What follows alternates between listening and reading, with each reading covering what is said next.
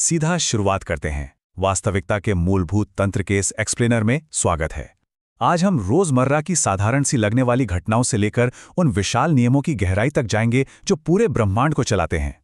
बिना किसी देरी के चलिए समझते हैं कि फोर्स यानी बल असल में क्या है। हमारी इस चर्चा का क्रम बड़ा सीधा रहने वाला है। हम बल की परिभाषा से शुरू करेंगे, न्यूटन के नियमों को समझेंगे, संपर्क और असंपर्क बलों में अंतर देखेंगे, कुछ खास बलों के काम करने का तरीका जानेंगे और आखिर में उन 4 मूलभूत बलों तक पहुंचेंगे जो इस पूरे ब्रह्मांड की नींव हैं। तो पहला हिस्सा, बल की परिभाषा और उसके प्रभाव। ब्रह्मांड के जटिल रहस्यों को सुलझाने से पहले भौतिक विज्ञान के सबसे बेसिक कॉन्सेप्ट को समझना बहुत जरूरी है। एकदम आसान भाषा में कहें तो बल सिर्फ एक धक्का या खिंचाव है। ये कुछ ऐसा है जिसका अनुभव हम हर पल करते हैं। दरवाज़ा खोलना हो, क्रिकेट की गेंद को हवा में उछालना हो या कोई भारी रस्सी खींचनी हो, ये सब बल ही तो हैं। साधारण से दिखने वाले इन धक्कों और खिंचावों में गजब की ताकत होती है। ये किसी भी चीज़ की गति को कम या ज़्यादा कर सकते हैं, उसकी दिशा बदल सकते हैं और तो और उसके भौतिक आकार को पूरी तरह से बदल सकते हैं। रुकी हुई चीज को चलाना हो या चलती हुई चीज को रोकना, हर जगह यही बल काम कर रहा है। अब आते हैं दूसरे हिस्से पर, न्यूटन के 3 नियम। इन भौतिक प्रभावों को गणित की भाषा में समझने और सटीक भविष्यवाणी करने का पूरा श्रेय महान वैज्ञानिक आइजैक न्यूटन को जाता है। पहला और सबसे दिलचस्प सिद्धांत है जड़त्व यानी इनर्शिया। ये नियम साफ कहता है कि कोई भी वस्तु बस वही करती रहेगी जो वो कर रही है। अगर वो अपनी जगह पर स्थिर है तो स्थिर ही रहेगी, और अगर चल रही है तो उसी स्पीड से चलती रहेगी जब तक कि बाहर से कोई उसे छेड़े नहीं, यानी उस पर बल न लगाए। दूसरा नियम हमें भौतिकी का वो यूनिवर्सल फॉर्मूला देता है, बल बराबर द्रव्यमान गुणा त्वरण, F=ma, और यहीं से विज्ञान को बल मापने की स्टैंडर्ड यूनिट मिली जिसे हम न्यूटन कहते हैं। और न्यूटन का वो लेजेंडरी तीसरा नियम तो हम सब जानते हैं, हर क्रिया के बराबर और विपरीत प्रतिक्रिया होती है।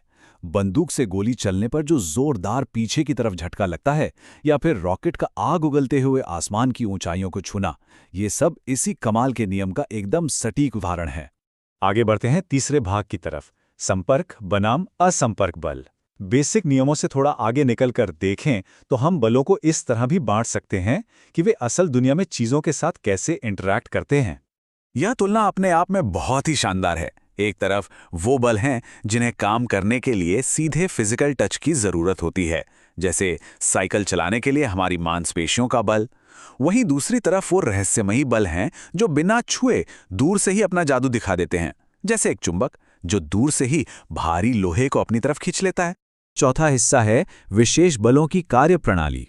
अगर हम भौतिक दुनिया को जरा ध्यान से देखें तो हमें महसूस होगा कि हमारे आसपास ऐसे कई स्पेशल फोर्सेस का एक पूरा नेटवर्क चुपचाप अपना काम कर रहा है।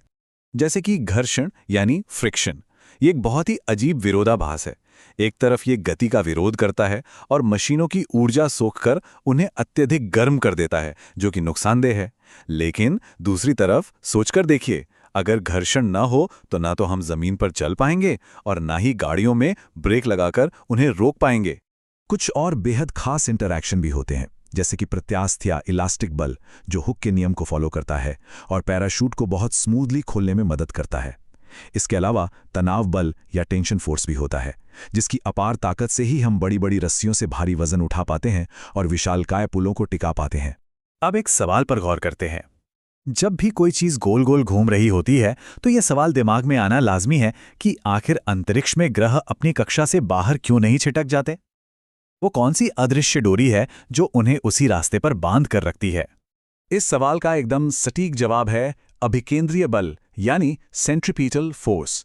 ये लगातार केंद्र की तरफ लगने वाला एक ऐसा खिंचाव है जो किसी मोड़ पर घूमती हुई कार से लेकर सूर्य का चक्कर लगाते हुए किसी ग्रह तक सबको एक सेंटर पॉइंट से सुरक्षित रूप से जोड़े रखता है। और अब हमारा 5वां और आखिरी हिस्सा, 4 मूलभूत बल। अब तक हमने जिन मैकेनिकल तनाव और घर्षण की बात की, उससे थोड़ा जूम आउट करते हैं और आधुनिक ब्रह्मांड के सबसे बड़े और बेसिक सिद्धांतों पर अपना फोकस शिफ्ट करते हैं। आधुनिक भौतिकी हमें बताती है कि चीजों पर असर डालने के लिए उनका आपस में टकराना या छूना बिल्कुल भी जरूरी नहीं है, बल्कि यह सारा खेल अदृश्य क्षेत्रों या फील्ड्स का है। ये फील्ड्स बिना छुए बहुत बड़े-बड़े दायरों में अपना असर दिखाती हैं। इलेक्ट्रिक लेवल पर बात करें तो कूलॉम का नियम इसे बहुत ही खूबसूरती से साबित करता है। इसके अनुसार एक जैसे चार्ज वाले कण एक दूसरे को बहुत ताकत से दूर धकेलते हैं, जबकि उल्टे या विपरीत चार्ज वाले कण मैग्नेट की तरह एक दूसरे की तरफ खींचे चले आते हैं। वहीं अगर एक विशाल ब्रह्मांडीय स्केल पर देखें तो सार्वभौमिक गुरुत्वाकर्षण ये पक्का करता है कि इस यूनिवर्स में द्रव्यमान यानी मास वाली हर एक चीज स्वाभाविक रूप से हर दूसरी चीज को अपनी तरफ खींचती है। इसके बिल्कुल विपरीत अगर माइक्रोस्कोपिक स्केल पर जाएं तो प्रबल नाभिकीय बल या स्ट्रॉन्ग न्यूक्लियर फोर्स इस पूरी प्रकृति में सबसे ताकतवर होने का खिताब अपने नाम करता है। ये इतना ज्यादा शक्तिशाली होता है कि परमाणु के नाभिक यानी न्यूक्लियस को मजबूती से एक साथ जकड़ कर रखता है। ये जो वर्गीकरण हम देख रहे हैं ये एक बहुत ही गहरी सच्चाई को समेटे हुए हैं। ये स्पष्ट करता है कि इस ब्रह्मांड का वजूद, हर एक चीज, हर एक गतिविधि सिर्फ और सिर्फ इन्हीं 4 मूलभूत और अविभाज्य बलों पर टिकी हुई है। तो क्या ये सच्चाई वास्तविकता को देखने का हमारा नजरिया पूरी तरह से नहीं बदल देती? क्लासिकल मैकेनिक्स से लेकर क्वांटम फिजिक्स तक हर एक धक्का, हर एक खिंचाव और ग्रहों की विशाल कक्षाएं, ये सब एकदम इन्हीं बुनियादी नियमों से चल रहे हैं। अगली बार जब आसमान में तारों की गति पर नजर पड़े तो ये सोचना वाकई दिलचस्प होगा, आखिर वो कौन सा अदृश्य बल है जो इस अनंत ब्रह्मांड को एक साथ पिरोए हुए है। स्रोत सामग्री के इस एक्सप्लेनर में आज बस इतना ही।